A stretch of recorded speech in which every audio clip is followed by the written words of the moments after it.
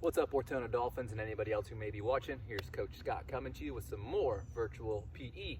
Today we're going to be working on an activity, a fun activity a lot of people do at the beach. You can actually do it anywhere that has an open space. We're going to be working on some Frisbee skills. All right, if you do have a Frisbee, that is excellent. You can pause the video and go grab your Frisbee. If you don't have a Frisbee, we're going to have to improvise. So I want you to think of some things that might look like a Frisbee.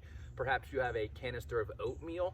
The cap of that can fly as a Frisbee. If you have some sort of bucket lying around that has a cap on that, that can work as a Frisbee as well. So basically you want to find anything that kind of just looks like a disc like this and it has those edges that come over. That's what helps the Frisbee fly.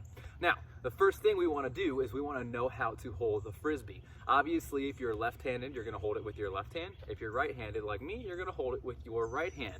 I'll give you guys a close view. All right, so we've got an edge of the Frisbee here. You want to wrap your fingers along the bottom of the Frisbee with your thumb on top. That's a way that a lot of people do it. I like to have my finger along the edge right here. It just makes me feel like I have more control.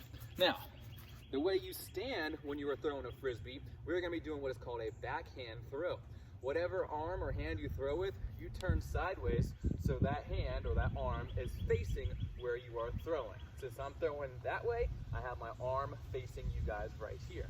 Now, here's a little something to help you remember how to throw the Frisbee. It's something called L to I, let it fly. So think about a capital L, how that looks. We want to start with our arm looking like an L, and we think about an I. So the first one is L to I. So our arm looks like an I now. And then as soon as you reach that full extension, you let it fly. So remember, it's L to I, let it fly. So I'll give you a quick demonstration how that looks. L to I, let it fly. Just like that. Now, when you are throwing the Frisbee, there are a lot of factors that are going to make the Frisbee fly differently or affect how the Frisbee does fly. However you release the Frisbee, if it's angled any certain way, it's going to curve that way. So if I release it like this, it's going to curve to the left. If I release it like this, it's going to curve to the right. If I throw it up this way, it's actually going to come right back to me. If I throw it that way, it's going to go down into the ground. So when we release it, we want to make sure it's nice and even, just like that. Remember, L to I, let it fly. There are some other factors that might affect how your Frisbee flies. That would be the wind. So if it's a windy day, not particularly the best time to throw a Frisbee. Just makes it very hard to be accurate with it. It makes it very hard for it to fly.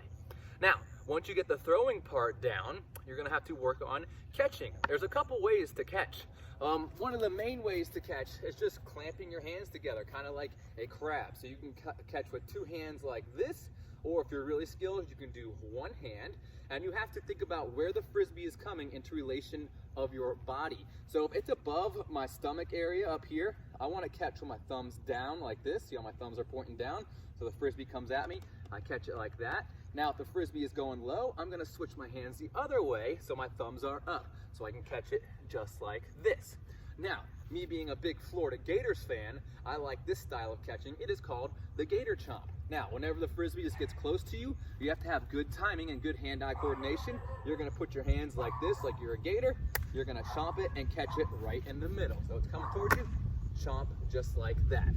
Now, it's getting a little bit windy out here, so it might affect how I'm throwing the Frisbee. But if you have a partner, a brother, a sister, a mom, or dad, somebody nearby who wants to practice with you, go out there and practice that L to I, let it fly.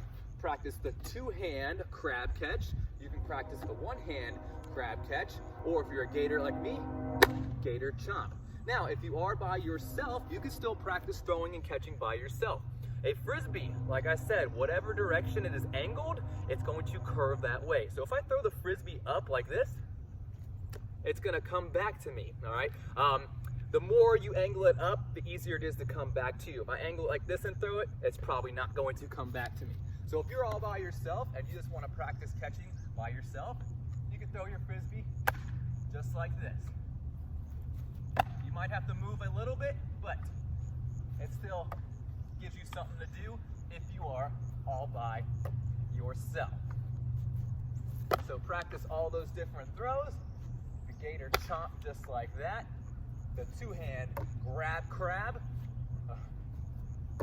then the one-hand crab grab. All right, so there's Frisbee with Coach Scott. Hopefully you guys enjoyed it. I'll see you next time. Coach Scott out.